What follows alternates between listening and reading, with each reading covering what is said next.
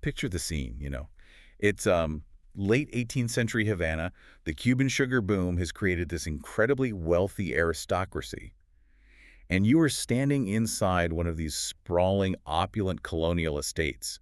There's warm air, like moving gently through the grand, open windows. Right, carrying those faint, rhythmic sounds of the street. Yeah, exactly. Bit of casual conversation, maybe the distant strum of a guitar. And inside, away from the intense Caribbean sun, there's a small dog. With that iconic, silky tassel coat. Yeah, and it just trots from the shaded kitchen into the front room, tail curling perfectly over its back, looking completely at ease on the cool tile floors. But here's the thing. Notice what that dog is conspicuously not doing. Right, it isn't out in the fields managing livestock. It isn't patrolling the perimeter of the estate to ward off intruders, and it certainly is not sleeping passively in a corner waiting for its next meal. No, it is actively following the conversation in the room. It is tracking human eye movements. It settles down just close enough to a person's feet to feel included. It remains entirely alert to the microscopic shifts in the household's mood, like noticing the exact second someone laughs or the instant the emotional tone of the room drops. It is sitting there reading the room like a trained psychologist.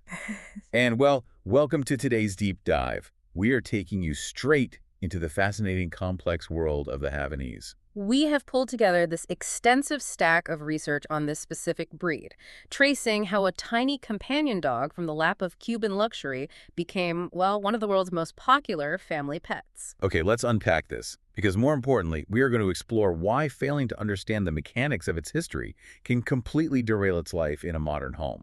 The historical context you just painted is the absolute foundation for understanding this dog. I mean, most of the canine breeds we are familiar with were designed for physical utility. Right, humans needed biological tools to pull sleds or hunt vermin. Or guard property out in the elements. But the Cuban elite didn't need biological tools. They had vast wealth. So they selectively bred the Havanese for an entirely different, incredibly demanding job. Presence. Exactly. Presence.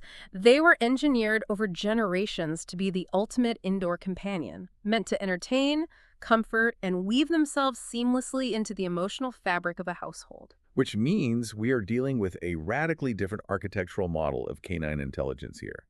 Like, when I read the behavioral notes on herding breeds, their intelligence is entirely spatial and physical. Taking directions from a half-mile away to move a flock of sheep. Yeah, or a livestock guardian's intelligence is about autonomous decision-making. But the intelligence of a Havanese is pure, highly concentrated social awareness. What is fascinating here is that the genetics of this breed prioritize hypersensitivity to human facial expressions and, well, vocal intonations. This intense social motivation is not just a charming personality quirk. Wait, so it is actually a deeply embedded biological imperative?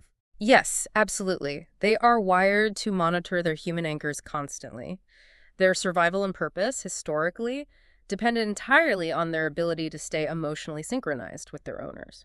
I look at this through the lens of hardware. If a livestock guardian dog is, say, a rugged, autonomous off-road vehicle designed to be dropped in the wilderness and function independently. The Havanese is a highly sensitive emotional radar system. Yes, it is constantly sweeping the room, sending out a ping, and desperately waiting for a signal to bounce back so it can connect. And when you have a radar system designed to constantly search for a signal, the structural vulnerability of that system is isolation. Oh, that makes so much sense. You cannot take a creature genetically programmed to be an emotional mirror, leave it in an empty room for 10 hours a day, and expect it to power down peacefully. Let me push back on how that plays out in reality, though, because looking at consumer trends in the pet world, there's a massive contradiction here. Oh, definitely. People specifically purchase small companion breeds like the Havanese because they assume lapdog equals low maintenance. Right, the thought process is, well, it doesn't need to run 5 miles a day, so it is the perfect, easy apartment pet to just leave on the couch while I go to work. But looking at the psychological profiles in our sources, it seems a dog bred purely for companionship actually requires significantly more emotional management than a working dog. Wait, so people get companion dogs because they want an easy pet, Yeah. but you are saying they actually require more emotional management. Companion does not mean passive. This is perhaps the most dangerous misconception new owners bring to the table. A working dog might destroy your couch because it has pent-up physical energy. Sure. But a Havanese will develop profound behavioral issues because its baseline psychological need, which is human connection, is being starved. So when you isolate this breed without meticulous, gradual preparation, they just get bored. No, they experience genuine separation distress. Their biological anchor is missing. Alone time training cannot be an afterthought with them. It has to be treated as foundational maintenance for their emotional design, I guess. Exactly. Taught incrementally so the dog learns that a breaking connection is safe, not a threat to its existence. That lack of preparation usually leads to a predictable fallout, doesn't it? The dog becomes incredibly clingy, the owner feels guilty, and they try to fix the distress by keeping the dog physically attached to them at all times. And this creates what the sources keep referring to as the handbag dog phenomenon. Right, owners just scoop the dog up, put them in the tote bag, and carry them through the world. But if we connect this to the bigger picture, carrying a dog everywhere fundamentally disrupts its cognitive and physical development. A dog's brain maps the world through proprioception. Proprioception being the awareness of its body moving through space. Right. Yes, and through olfactory investigation, smelling things. When you carry a small dog, you are enforcing a state of sensory deprivation and learned helplessness. Well, because they aren't feeling the textures of the pavement. They aren't navigating the spatial dynamics of passing strangers. They aren't learning how to politely approach or retreat from novel stimuli. It reads like a canine version of extreme helicopter parenting. I mean, if a human child is never allowed to stumble or navigate a playground on their own 2 feet, they never develop physical confidence or emotional resilience. Precisely. By constantly swooping a Havanese into the air the second a bigger dog walks by, or, the moment they hesitate at a street corner, the owner is actively preventing the dog from developing the tools it needs to self-regulate. The dog just learns that the world is a terrifying place that it cannot handle independently. And that its only safety is physical elevation in the owner's arms. Skipping basic manners like safe space training, settling on a mat, or walking confidently on a loose leash, it really undermines the creation of a well-adjusted adult dog. They need to learn how to exist in the world as an independent biological organism, even if their ultimate historical job is just to be your companion. Yes, and the causal chain here is fascinating. You strip a dog of its confidence by carrying it everywhere. You end up with an insecure, emotionally dependent animal. And when an insecure animal is suddenly faced with a trigger it doesn't understand, say, a strange noise echoing down the hallway of a modern apartment building, it resorts to the only tool it has left. Its voice. Because the Havanese is a highly vocal breed, right? The research is unambiguous on this point. Oh, very vocal. Because they are hyper alert to their environment, they will alert bark at delivery drivers. They bark out of excitement. They demand bark when they feel ignored. And they will absolutely vocalize their separation distress. In an apartment setting, this rapidly becomes a friction point. It really does. I see so many frustrated apartment owners try to solve this by just shouting quiet or no at the dog. Mechanically, that is the worst possible intervention. It is. Yelling at a barking, over-aroused dog is like putting a live microphone right next to a speaker. You are just creating a deafening acoustic feedback loop. The dog is barking because it perceives a spike in the room's energy or a potential threat.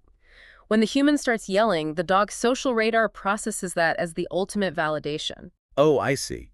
The human is agitated, the human is raising their voice, therefore the threat is real, and the entire pack is now engaging in the alert. Exactly. It escalates the dog's arousal. Barking in a Havanese is rarely just a stubborn habit. It is a symptom of understimulation or anxiety. You cannot punish the symptom away. You have to meet the underlying biological need. But, the natural owner response to a dog that won't stop barking is to assume it just needs to be physically exhausted. Ah, yes. The old tired dog is a good dog theory. Right. If the dog is tired, it will be quiet. So apartment owners will try to run the dog ragged. They will play high-intensity fetch on slippery hardwood floors or drag this 10-pound dog on a 5-mile hike. But this attempt to solve an emotional or mental problem with extreme physical exertion completely ignores the structural reality of the dog's body. Which brings us to a critical physical vulnerability. The skeletal structure of a small breed like the Havanese is not designed for concussive high-impact exercise. No, it is not. A major issue documented in the veterinary notes for this breed is patellar luxation. Here's where it gets really interesting. I want to dig into the mechanics of that because patellar luxation sounds like a generic medical term. But it is actually a structural engineering problem in the dog's knee, isn't it? Precisely. The patella, or kneecap, sits in a mechanical groove at the base of the femur. In many small breeds, that trochlear groove is just too shallow. So when the dog makes sudden, Sharp turns like sliding across a hardwood floor chasing a ball. The kneecap can literally slip out of the groove. It grinds against the bone and cartilage. Over time, this causes severe inflammation, arthritis, and can require costly surgical correction. Oh, wow. So you don't exhaust a Havanese with marathon running. No, you exhaust them with mental enrichment, scent work, and controlled, moderate walking. That structural fragility also exposes a huge irony regarding family dynamics.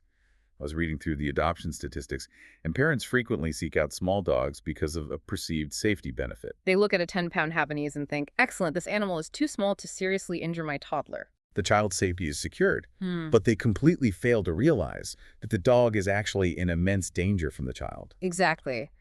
To a small companion breed, a toddler is an unpredictable, erratic giant. Children lack fine motor control and spatial awareness. Yeah, if a child decides to pick up a Havanese and accidentally drops it, the fall can easily fracture the dog's legs or cause spinal trauma. The dog's size does not make it a toy. Integrating this breed into a family requires explicitly teaching children to interact with the dog on the floor. Right, to never attempt to lift it. And to strictly respect the dog's designated rest spaces. There's also an environmental hazard that people overlook because of the dog's name. You hear Havanese and you think, Cuba, tropical weather. This dog must love the blistering summer heat. But taking a low-to-the-ground dog for a walk on modern city pavement in July is a recipe for disaster. It fundamentally misunderstands their history. They were bred to live inside shaded, highly ventilated colonial estates with cool tile floors, catching breezes through open windows. They were not bred to march on black asphalt that is radiating 130-degree heat directly into their chest cavities. Their proximity to the ground makes them highly susceptible to heat stroke. Which brings us perfectly to the most famous physical characteristic of this dog, and the one that provides the most insulation. The coat. It is stunning. That silky flowing hair is the defining visual trademark of the breed. But looking through these grooming schedules, I am seeing a massive paradox in the source material. The texts heavily promote the Havanese as a low-shedding and potentially hypoallergenic dog. Which leads buyers to assume it is low maintenance. Right, but the daily care regimens look like a part-time job.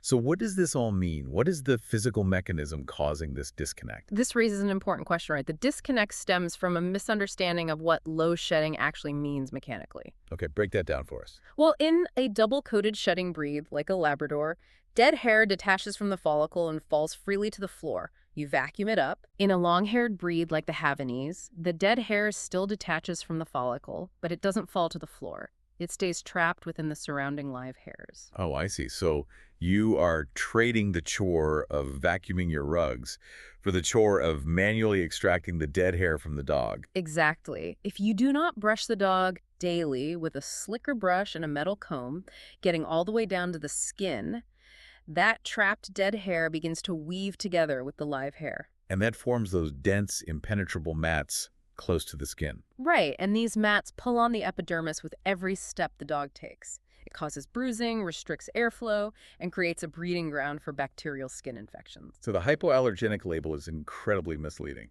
It really is. No dog is truly hypoallergenic, as humans are typically allergic to canine dander and saliva, not just the hair itself. Yeah. The grooming requirements for a Havanese are relentless. And the physical maintenance doesn't stop at the coat. I was struck by the veterinary data on small dog dental disease. It is an epidemic in companion breeds. It is another consequence of their physical architecture. I mean, a dog has 42 adult teeth. In a large breed, those teeth have plenty of space in the jaw. But in a tiny breed like the Havanese, you are crowding the exact same number of adult canine teeth into a fraction of the real estate. Which creates a mechanical nightmare for hygiene. You end up with teeth rotated at odd angles, sitting flush against each other, creating incredibly tight crevices where food particles and plaque get instantly trapped. And then the plaque hardens into calculus, which pushes under the gum line. And this isn't just an issue of bad breath. The bacteria from severe periodontal disease enters the dog's bloodstream and can cause irreversible damage to the heart valves, liver, and kidneys. Wow. So daily toothbrushing and routine veterinary dental cleanings under anesthesia are not optional luxuries for this breed. No, they are life-extending necessities. Which isn't to say the breed's fragile, they are quite long-lived, but they require engaged preventive care. It paints a very specific picture of ownership. Their health is almost entirely dependent on an owner who is highly engaged in preventative, daily maintenance. You have to monitor their caloric intake obsessively because a single slice of cheese to a 10-pound dog is a massive caloric overload. You have to brush their teeth, comb their coats, and protect their joints. They require an owner who operates with active awareness rather than passive reaction. You are maintaining a highly engineered companion. Which brings all of our sources together into one unavoidable conclusion. Small does not mean simple. Not at all. The physical footprint of the dog might be small, but the behavioral and emotional footprint is massive. They were not built for independent labor. They were built for presence. A dog that fits perfectly into the crook of your arm has an emotional life and an intellectual capacity every bit as rich, complex, and demanding as a giant working breed. They require training that builds their confidence, alone time management that deeply respects their biological need for social connection. And physical care that honors the mechanical realities of their anatomy. They are arguably a masterpiece of companion breeding. But to actually enjoy that masterpiece, an owner has to put in the intentional work to let them be a full, confident canine, not just a living, breathing accessory. When you look at the entire scope of this breed's design, it holds up a rather profound mirror to our own lives. How so? Well, we spent generations engineering a creature to be hyper-attuned to human micro-expressions, an incredibly sensitive radar designed to absorb and reflect the emotional energy of the room it occupies. Right. But if you bring an emotional radar of that caliber into a modern home, you have to ask how that dog is processing your environment. The ambient stress, the constant digital distraction, the fast-paced anxiety of modern schedules. That is a really compelling point. A frantic, misbehaving, endlessly barking companion dog might not be a bad dog at all. It might just be accurately reflecting the chaotic ecosystem we've unwittingly built around them. It is definitely something to think about. Yeah, something to mull over the next time you imagine that perfect warm Havana breeze, the ceiling fan turning slowly overhead, and a little dog watching your face, waiting to see exactly how you feel.